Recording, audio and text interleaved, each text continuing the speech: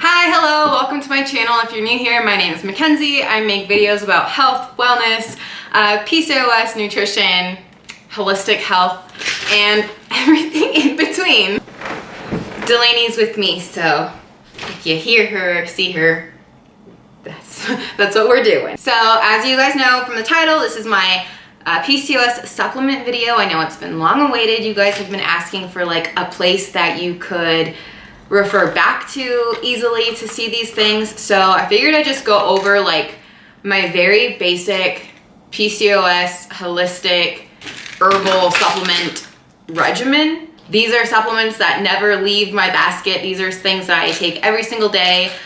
I do have other things that I pull in here and there when I feel like it, but these are the ones that I feel like my body just needs all the time. And if I were giving advice to a friend with PCOS or anybody who just wanted a good foundational regimen, this is what I would advise or tell them to do. So this first one that I think is like so important, and I've talked about it on like all my social medias, even this brand, which is right now my favorite one. It's a probiotic. This one is specifically the Renew Life Ultimate Flora Women's Care Probiotic. And I'll tell you why these are super important. So when the bacteria is off in your gut, if you're not having a sufficient amount of bowel movements, if there's a lot of inflammation, what happens is all the toxins that are in your bowel movement that are stuck in your intestines, if they're in there for more than like 24 hours, those toxins get released right through your bowel walls because they're super permeable, and the toxins go right into your bloodstream where your hormones are carried, and then it starts affecting your hormones like your testosterone, which you really don't want when you have PCOS. So the goal when you're taking your probiotic is to have 2 bowel movements a day, which I know seems like a lot, or people seem to think that's a lot, but I promise you those are optimal levels. It's just going to ensure that those toxins are moving quickly through your body and that none of your hormones are being affected by that. It's also going to bring down lots of inflammation, help fix any imbalances, and overall make you feel a lot better. Next is saw palmetto, and I know this is typically marketed as men's prostate health, or at least on the bottle it is. That's not all it's for. Saw palmetto is an herb, and it can be used for all sorts of things. It's super powerful. And that's super awesome because when you have PCOS, your hormones are out of balance, and sometimes you can't get a test to see exactly where those imbalances are. And with saw palmetto, you don't have to know what the imbalance is. Just knowing that you have an imbalance is enough, and then saw palmetto kind of goes in and does its thing. It has to build up in your system, so it's recommended to take this at least 3 months before even trying to notice its effects. But 800 milligrams a day is a therapeutic dose. That's what I take. It's also a DHT blocker, which is what makes your hair fall out when you have PCOS. So if you're experiencing hair loss, this is something that you would want to add into your regimen. I'm going to make a whole separate video about PCOS hair loss and what I'm doing for that. This is going to be just about like my foundational PCOS regimen. Oh, I forgot to mention this probiotic. I take this in the morning, 20 minutes before I eat anything or drink anything hot, because that ensures that it releases in your bowels rather than your stomach, where it's not going to do as much good.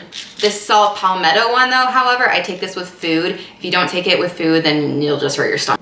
Next, I take iron. Most people with PCOS are anemic. I was diagnosed as anemic previously a few years ago, and I sort of remember how that feels. And so recently I have been noticing the effects of that, and I need to up my iron supply. So I went and got this slow release iron, and I take this, I try and take it as early as possible in the day, but I still take this one with food. And this makes sure that your body is sufficiently supplied with blood, which is another reason why you could be experiencing hair loss if you're not getting enough blood to your scalp. So you want iron. Next is vitamin D. Again, most people with PCOS are vitamin D deficient. That's just the overall trend. I've been diagnosed as vitamin D deficient before and given a prescription for it. I don't need to go get a test to know this at this point. I know that I need a vitamin D supplement, and low vitamin D has been linked to infertility, hormones being irregular, off periods, hair loss especially. So vitamin D is super important if you're not getting enough of it in your food, or if you live somewhere where you're not getting a lot of sunlight. You need the D! So next is ashwagandha. I'm sure you've been told or heard time and time again with PCOS that you don't want to raise your cortisol. That's the stress hormone, which will affect insulin resistance and just make a mess of your estrogen and testosterone hormones and all kinds of things. Doing outside things to help your stress, like meditation, exercise, getting good sleep, all that is stuff that you should be doing. But there's internal ways to help your stress as well. At least help your body not feel the effects of stress. So ashwagandha is adrenal support. So when you get really stressed, your adrenal glands go into this fight or flight response, and that pumps out testosterone, and that will lead to all kinds of disruptors in your hormones again. So this ashwagandha over time built up in your system, because it's an herb, so about 3 months, it will help your body stop producing that cortisol. Next is fish oil. When you have PCOS, you have a tendency to hold on to water. We become much more inflamed. So fish oil helps with inflammation. We typically don't get enough omega-3s in our diet. So this is a great one to supplement.